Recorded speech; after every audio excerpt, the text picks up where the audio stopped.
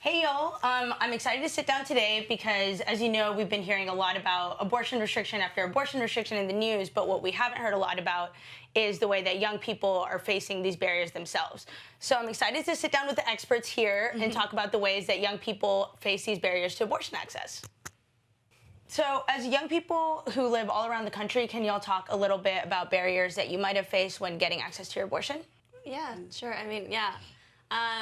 So I think my situation, I guess, is a little bit unexpected. I'm from California, and for me, it took me 3 months to access my abortion, and that was due to, well, a lot of things, but like I primarily like associate that like happening with the fact that I am like a child of immigrants and like a person of color, low income, all these things and obstacles that I had to overcome based on my identity.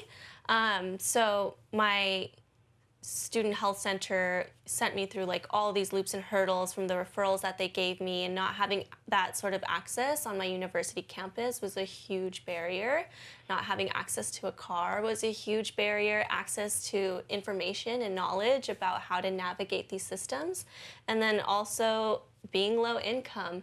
And as I had to wait more and more, the cost of my procedure and my abortion just kept rising and rising and rising.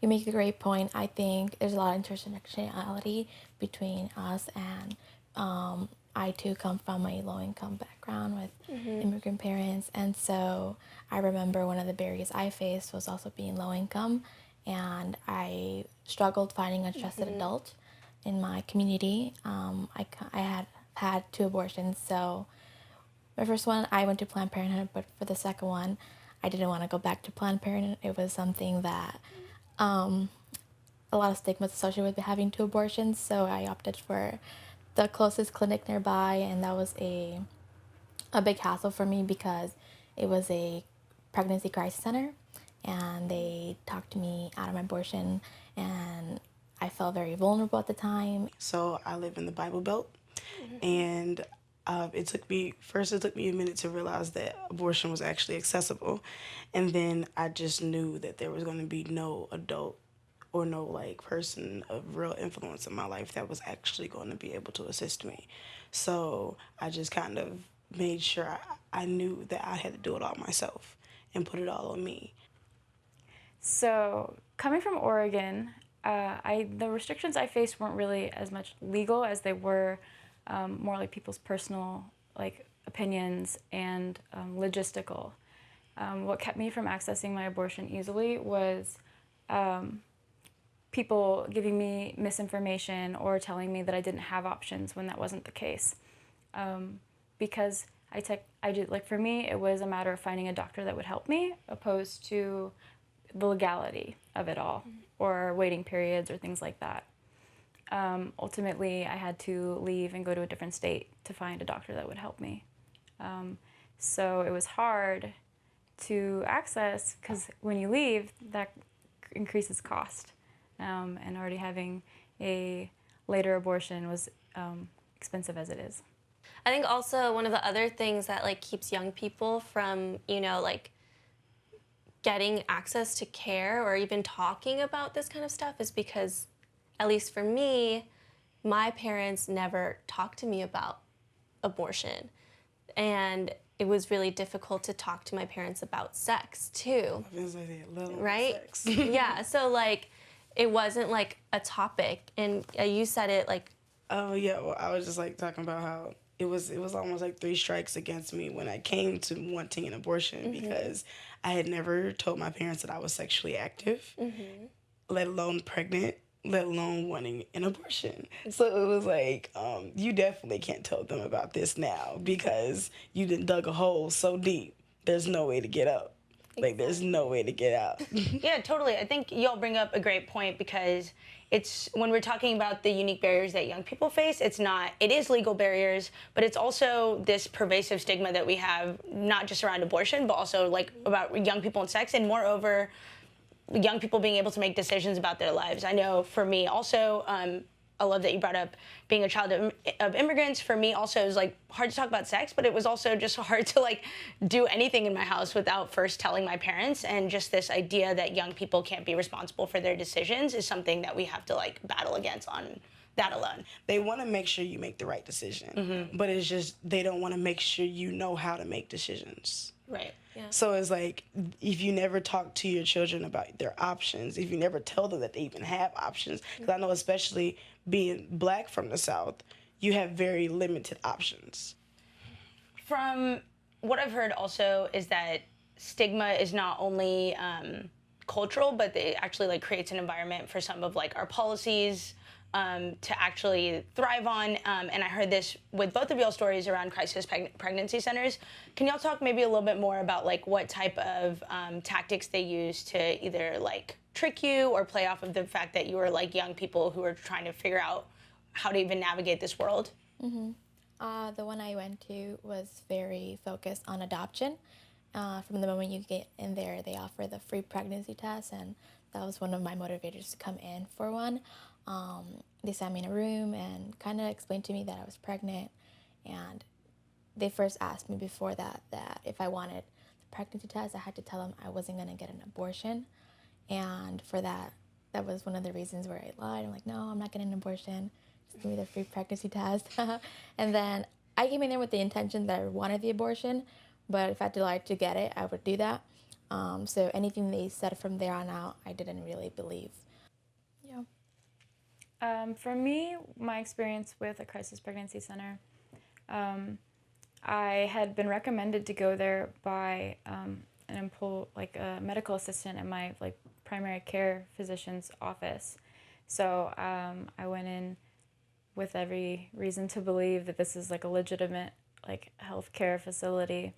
And they made me take another pregnancy test and sit through about an hour of counseling to then inform me that the ultrasound tech wasn't in today and that I'd have to make another appointment at a different center a different day. And so I was sent to a different center equally far away in the opposite direction a few days later.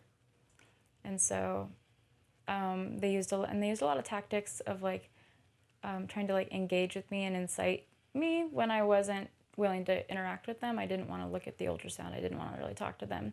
And they kept trying to like poke at me and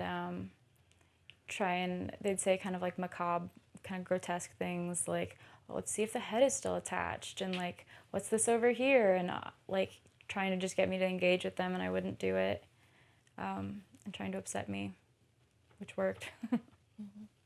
What I've heard from a lot of y'all's stories also is this common theme of economic barriers and like kind of having to balance life and figure out like not just money for your abortion, but money to live. Can y'all talk a little bit about like how that impacted your experience, like any type of economic barriers you faced? Yeah, I mean, I was a student at the time, so my whole economic, situation and stability depended on FAFSA and like government aid. I had like a really like shitty student job that only like allowed you to work 10 hours a week, and that was my whole income. And like not having access, or not having money meant I didn't have enough money for a car. It also meant like, paying for public transportation, like for a Lyft or an Uber, that's something more reliable than like a bus, was also more costly. And the cost of the like procedure was also like really expensive. And then, just trying to pay rent and eat and survive. Like after the abortion, that whole like month, I was like not able to do anything, and like I was not eating. And for me, the economic barriers were kind of everywhere regarding my abortion. For me, it was I couldn't tell my family right away, so I had to find a way to access care without billing my insurance, which is how I ended up at a crisis pregnancy center to begin with. From there, I then ultimately went to clinics and hospitals that could help me. And despite billing my insurance, it was just a delay. They ultimately didn't cover anything. Some of us said we weren't allowed to like talk about sex with our parents, or it didn't feel comfortable, or there wasn't like a space in which you can do that safely.